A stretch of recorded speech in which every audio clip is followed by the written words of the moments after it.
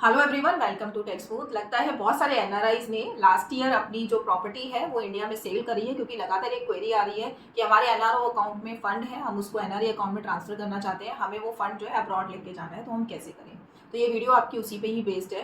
तो सबसे पहले एक छोटा सा क्रक्स दे देती हूँ आपको कि क्या एनआरओ अकाउंट होता है और क्या एनआरई अकाउंट होता है। डिटेल अगर आपको चेक करनी है तो ऑलरेडी एक वीडियो इस टॉपिक पे है, उस वीडियो का लिंक डिस्क्रिप्शन में आपको मिल जाएगा, आप चेक कर सकते हैं।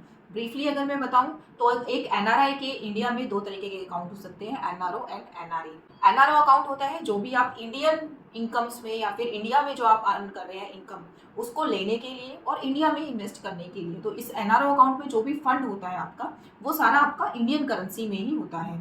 इस पे जो आपको इंटरेस्ट मिलता है उस पर भी आपको टैक्स पे करना पड़ता है।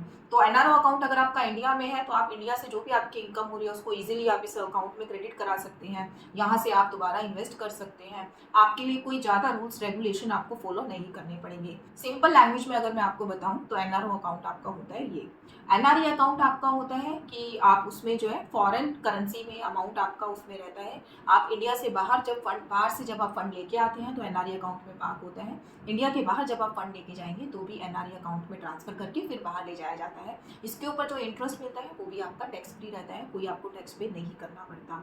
तो एनआरई अकाउंट आपका हो गया जो कि फॉरेन करेंसी में मेंटेन होता है। एनआरओ अकाउंट हो गया जो इंडियन करेंसी में मेंटेन होता है और आप इजीली इंडिया में लेन देन कर पाते हैं एनआरओ के जरिए। तो ये थी आपकी सिंपल वर्ड्स में डेफिनेशन। अब बात करते हैं कि मैंने एक प्रॉपर्टी बेची इंडिया में, ठीक है, लेट्स सपोज 50 लाख की। मेरे अकाउंट में फंड आ गया एनआरओ अकाउंट में, मुझे इंडिया में फर्दर इन्वेस्ट नहीं करना है।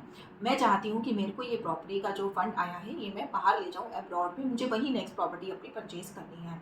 तो सबसे पहले तो आपको बता दूं कि सेक्शन 54 में जो बेनिफिट मिलता है कि आपको कैपिटल गेन नहीं लगेगा, वो मिलता है सिर्फ और सिर्फ इंडिया में प्रॉपर्टी में इन्वेस्ट करने पे। अगर आप बाहर लेके जा रहे हैं इस फंड को तो आपको ये बेनिफिट नहीं मिलने वाला है। Okay, one thing clear. Second thing, अब आप एनआरओ से एनआरई अकाउंट में अपना फंड ट्रांसफर कैसे करेंगे। सबसे पहले मैं आपको एलिजिबिलिटी बता देती हूँ। एक फाइनेंशियल ईयर में आप यूएसडी 1 मिलियन से ज़्यादा फंड ट्रांसफर नहीं कर सकते एनआरओ से एनआरई अकाउंट में। अगर मैं इसको इंडियन करेंसी में देखूं तो लेट्स सपोज आज की डेट में मेरा डॉलर का रेट जो है 85 रुपीज़ चल रहा है, तो आप 8 करोड़ 50 लाख से ज़्यादा फंड वन फाइनेंशियल ईयर में एनआरओ से एनआरई में ट्रांसफर नहीं कर सकते। यहाँ पे मैं अगर मैं आपको फाइनेंशियल ईयर बताऊँ तो ये है आपका अप्रैल से मार्च तक के बीच में। आपको अगर इससे ज़्यादा ट्रांसफर करना है तो आपको नेक्स्ट फाइनेंशियल ईयर का वेट करना पड़ेगा, क्योंकि एक फाइनेंशियल ईयर की जो लिमिट सेट की गई है वो यही सेट की गई है आरबीआई द्वारा, ठीक है। सेकेंड है, आप ट्रांसफर कैसे करेंगे। ट्रांसफर करने के लिए मैं अगर आपको टैक्सेशन पॉइंट ऑफ व्यू से बताऊं तो सबसे पहले जो एक पेपर वर्क आपको कंप्लीट करना है, कुछ फॉर्म्स तो आपको बैंक देगा ही, आपको फॉर्म्स पूरे फिल करके देने होंगे।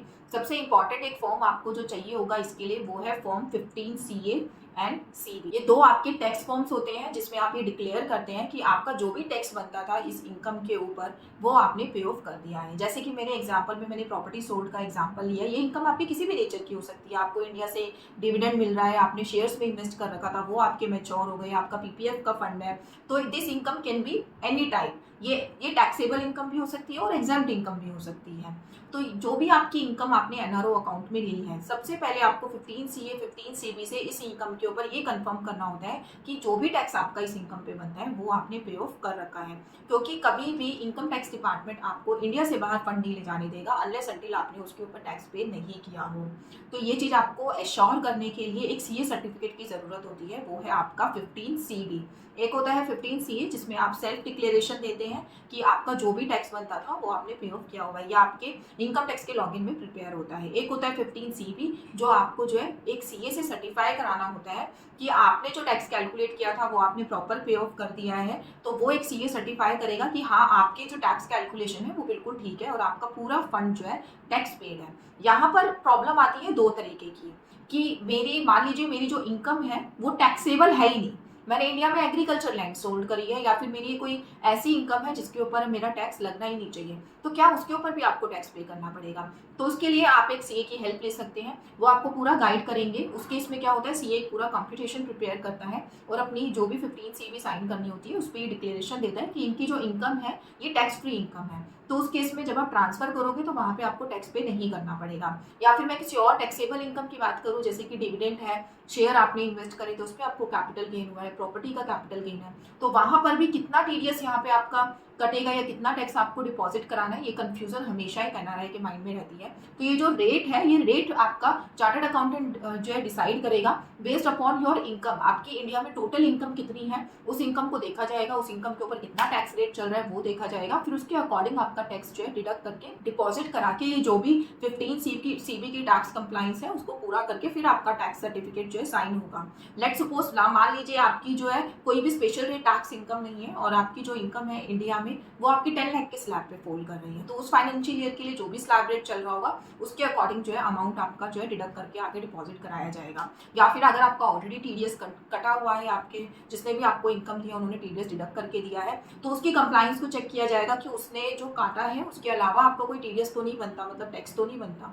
तो ये सब पैरामीटर चेक करके जब तक कि ये वेरीफाई ना हो जाए कि आपने टोटल टैक्स जितना बनता था वो आपने पे ऑफ कर दिया है, तभी आपका फंड जो है एनआरओ से एनआरई अकाउंट में जो है ट्रांसफर किया जाएगा।